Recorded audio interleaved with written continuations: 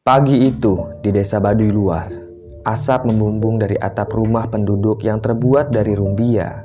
Asap itu berasal dari tungku warga yang sedang memasak nasi untuk sarapan.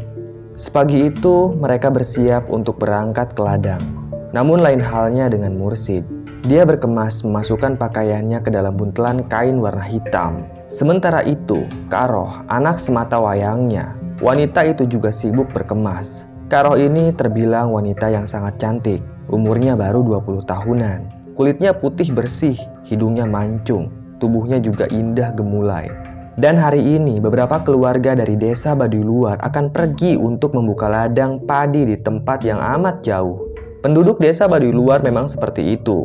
Mereka senang sekali berkelana untuk mencari nafkah. Ada yang berjualan madu, ada yang menyewa lahan untuk ditanami padi, dan ada juga yang berbisnis buah-buahan. Sekitar 5 kepala keluarga yang akan pergi bersama Mursid. Mereka semua tidak akan naik delman, melainkan jalan kaki saja. Hal tersebut sudah biasa mereka lakukan. Mau sejauh apapun, orang-orang Baduy itu akan menempuhnya dengan berjalan kaki. "Sudah siap?" tanya Mursid pada anak perempuannya. "Sudah, Mbah," ucap Karoh sambil tersenyum. Di dalam buntelannya itu, ia menyelipkan bekal makanan untuk di jalan, juga air minum yang dimasukkan ke dalam bambu. Mursid dan Karoh keluar dari dalam rumahnya. Mereka berdua menarik napas dalam-dalam, lalu tersenyum. Aroma desa Baduy sangat khas. Belum lagi asap-asap tipis yang berasal dari tungku warga, membuat suasana semakin nyaman saja. Tapi Mursid dan Karoh harus pergi untuk membuka ladang di tempat yang jauh. Biasanya setelah panen barulah Mursid dan Karoh kembali ke desanya. Mereka berdua berjalan menyusuri rumah demi rumah warga. Mursid memanggil para warga yang ingin ikut bersamanya untuk membuka ladang. Semakin lama rombongan Mursid semakin banyak saja. Ternyata dari tadi mereka sudah menunggu Mursid di beranda rumah masing-masing. Mursidlah yang akan memimpin perjalanan mereka. Memang Mursid ini terbilang orang yang layak jadi pemimpin. Dia sangat pemberani dan tegas. Mereka melintasi jembatan bambu di kawasan desa Baduy. Pakaian Baduy Luar ini sangat khas. Mereka mengenakan baju hitam dan saung batik khas Baduy. Tak ada satupun yang mengenakan alas kaki. Selang beberapa saat, rombongan Mursid sudah lengkap. Semuanya berjumlah 27 orang termasuk Mursid dan Karoh. Mereka pun keluar dari kawasan desa Baduy Luar, lalu menelusuri jalanan yang biasa dilintasi delman. Kala itu, kendaraan mobil jarang sekali melintas. Kebanyakan warga masih menggunakan delman sebagai alat transportasi. Sementara itu, mobil hanya melintas di kota-kota besar saja. Rombongan Mursid berbaris di pinggir jalan. Cara mereka berjalan sangat teratur, tak ada yang saling mendahului. Mursid berada di barisan paling depan. Sesekali ia menoleh ke belakang untuk memastikan rombongannya itu baik-baik saja. Hari mulai gelap. Rombongan Mursid mengeluarkan obor yang sudah diisi minyak tanah. Mereka pun menyalakan obor itu dan terus berjalan menyusuri jalanan yang sepi. Dan tiba-tiba saja terdengar suara derap kuda dari kejauhan. Mursid mengangkat lengan kanannya. Ia menyuruh rombongannya itu untuk berhenti. Lalu muncullah rombongan rampok yang menunggangi kuda. Jumlah mereka ada 10 orang. Tapi mereka semua membawa senjata tajam. Bahkan salah satu pimpinan penjahat itu ada yang bawa senjata api. Pimpinan rampok itu menembakkan senjata ke langit, membuat rombongan Mursid ketakutan. "Semuanya jongkok, letakkan barang-barang kalian," ucap pimpinan rampok itu sambil menodongkan senjata. "Kami tidak akan membunuh kalian kalau kalian nurut," ucap pimpinan rampok itu. Dia masih duduk di atas punggung kuda. "Sekarang lepaskan perhiasan kalian dan taruh di atas tanah," ucap pimpinan rampok itu. Kaum wanita Baduy memang senang sekali mengenakan perhiasan emas. Hal itulah yang membuat rampok di jalan suka membegal rombongan suku Baduy yang sedang berkelana. Perlahan, para wanita melepaskan perhiasan mereka lalu meletakkannya di atas tanah. Mursid sangat marah. Dia tidak rela kalau rombongannya itu dirampok. Perlahan, Mursid mendekati putrinya. Ia pun membisikkan mantra pada putrinya itu. Dan seketika saja, angin kencang berhembus dari arah barat. Kedua mata Karoh melotot. Dari paha Karoh keluarlah cahaya merah seperti bara api. Kedua matanya juga seketika saja berubah menjadi hitam pekat. Dia meraung, suaranya sangat berbeda. Itu seperti suara laki-laki yang sangat mengerikan. Giginya berubah menjadi tajam semua. Wajah Karoh yang cantik jelita kini sangat mengerikan. Entah apa yang terjadi pada wanita itu. Pimpinan rampok kaget. Dia langsung menembakkan senjata api tepat ke tubuhnya Karoh. Tapi tidak mempan, dan dengan sekejap Karoh menerkam pimpinan rampok itu. Beberapa saat kemudian, rombongan suku Baduy melanjutkan kembali perjalanan mereka. Karoh pun sudah berubah seperti sedia kala. Sementara itu, di tengah-tengah jalan, potongan tubuh para rampok berceceran di mana-mana. Mereka semua seperti habis dicabik-cabik binatang buas. Kepala mereka terpisah dengan tubuhnya. Karoh membantai mereka semua. Sementara kuda milik para rampok itu dibiarkan kabur begitu saja ke tengah hutan. Wajah Karoh masih penuh dengan darah. Dia berjalan perlahan mengikuti langkah bapaknya. Dan tak lama kemudian, Mursid melihat jalan setapak. Ia dan rombongannya pun berbelok arah. Mereka masuk ke jalan setapak. Tengah malam, akhirnya mereka tiba di sebuah perbukitan. Bukit itu milik saudagar kaya. Mursid dan rombongannya sudah menyewa lahan tersebut. Di bukit itu sudah ada gubuk-gubuk bekas warga Baduy yang juga dulu pernah menyewa lahan. Mereka pun beristirahat di gubuk itu. Besok, Mursid dan rombongannya akan bekerja keras membersihkan lahan perbukitan. Sementara itu, keesokan harinya, warga digegerkan dengan penemuan potongan tubuh manusia yang tercecer di tengah jalan. Dan ternyata ada salah satu warga yang mengenali pimpinan rampok itu. Mereka itu rampok. Aku pernah dirampok sama mereka, ucap salah satu warga. Hah, yang benar kau? Tanya warga lainnya. Iya, perhiasan istriku dirampas oleh mereka, kata warga itu. Akhirnya tidak ada yang mau melaporkan kejadian tersebut ke pemerintah. Mereka membuang potongan tubuh manusia itu ke tengah hutan. Tak ada yang tahu penyebab kematian para rampok itu. Yang jelas warga senang karena komplotan rampok sudah tewas. Hari demi hari berlalu. Kisah horor tentang potongan tubuh komplotan rampok menyebar ke berbagai desa. Ada yang bilang kalau rampok itu dimakan binatang buas. Ada juga yang bilang kalau mereka semua dibantai oleh pocong Duloh. Tapi banyak orang yang ragu kalau Duloh yang membantai mereka semua. Karena sudah lama sekali Duloh menghilang. Tak ada yang tahu keberadaan pocong itu. Isu tentang teror Duloh semakin menyebar ke berbagai wilayah. Banyak orang yang takut.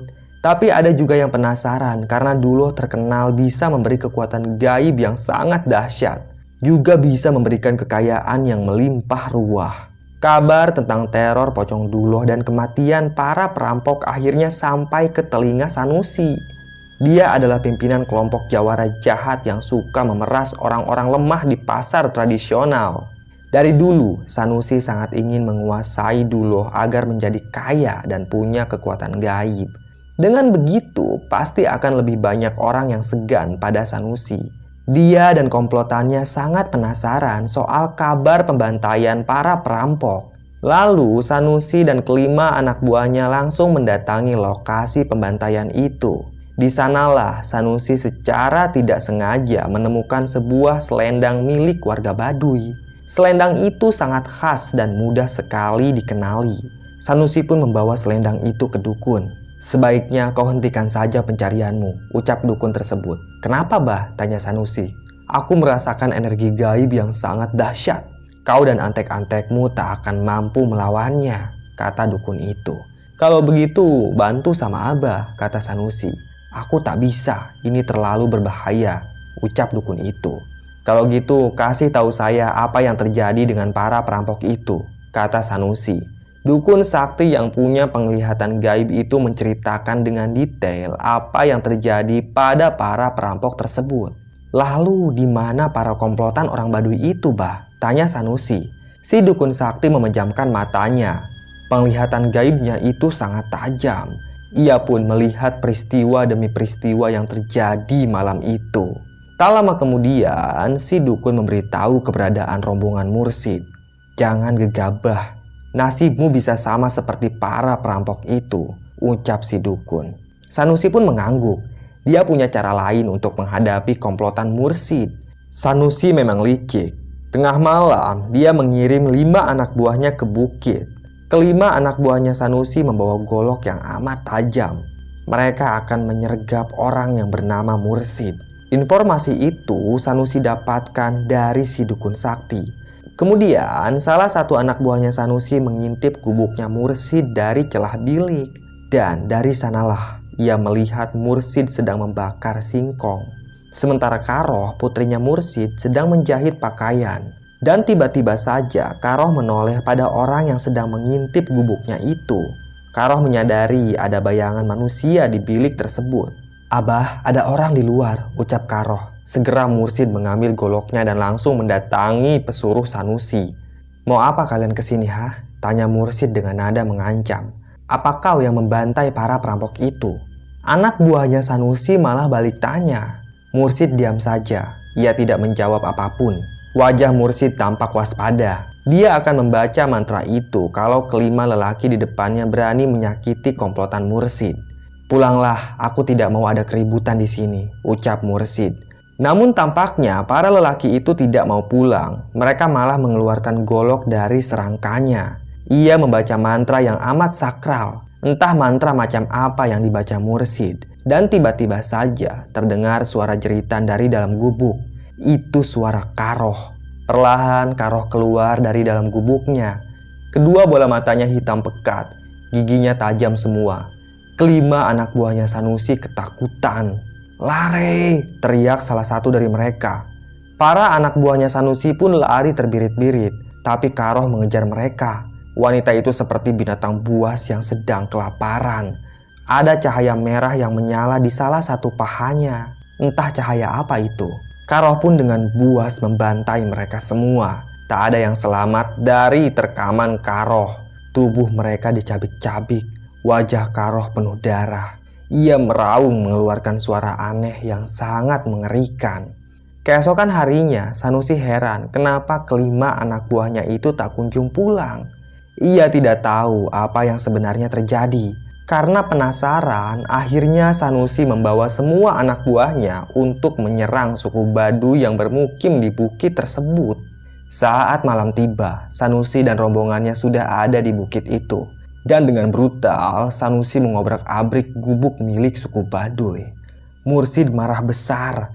Dia kembali membaca mantra agar putrinya itu berubah menjadi sosok yang mengerikan. Dan tak butuh waktu lama, komplotan jawara itu dibantai oleh Karoh. Mereka semua seperti masuk ke dalam kandang singa. Tak ada satupun yang selamat, termasuk Sanusi. Dia tewas dengan sangat mengenaskan. Kepalanya terpisah dengan tubuh, sementara jeroan perutnya terburai seperti habis dicabik-cabik binatang buas. Kemudian setelah membantai kawanan jawara, tubuh Karoh pun lemas. Ia terjungkal dan pingsan begitu saja. Buru-buru Mursid membopong anaknya itu dan membawanya ke dalam gubuk. Dengan cepat ia menyayat paha anaknya. Dari dalam paha itulah Mursid mengeluarkan seutas tali putih. Itu adalah tali pocong Duloh. Ternyata dulu saat Duloh dikirim ke alam gaib, talinya sempat lepas dan terjatuh begitu saja. Dan beberapa hari kemudian, Mursid menemukan tali itu. Ia merasakan aura gaib yang sangat dahsyat dari tali putih tersebut. Dia gunakan tali itu untuk mengobati anaknya yang lumpuh sejak kecil. Dan ajaibnya, setelah Mursid menempelkan tali tersebut ke tubuhnya Karoh, seketika saja Karoh sembuh dan bisa berjalan. Tali itu benar-benar sakti. Mursid pun ingin menjadikan tali itu sebagai jimat untuk anaknya. Tak tanggung-tanggung, Mursid menanamkan tali tersebut ke dalam paha Karoh hingga membuat anak itu menjadi sangat sakti. Setiap kali Mursid membaca mantra, maka Karoh akan berubah menjadi sangat sakti dan buas. Mantra itu Mursid ciptakan sendiri. Mursid tidak tahu kalau tali itu adalah tali pocong Duloh. Setelah Mursid mengeluarkan tali tersebut dari paha anaknya, ia pun mencuci tali tersebut. Lalu memasukkannya kembali ke dalam paha Karoh. Setelah itu, Mursid menjahit paha anaknya. Kedua mata Karoh seketika saja melotot. Tali itu mengeluarkan cahaya merah. Bola matanya hitam pekat. Kemudian Karoh meraung dengan suara yang amat mengerikan. "Getih," ucap Karoh. Selesai. Terima kasih sudah menyimak cerita Mbah. Tunggu cerita-cerita lainnya ya. Tetap sehat dan salam getih.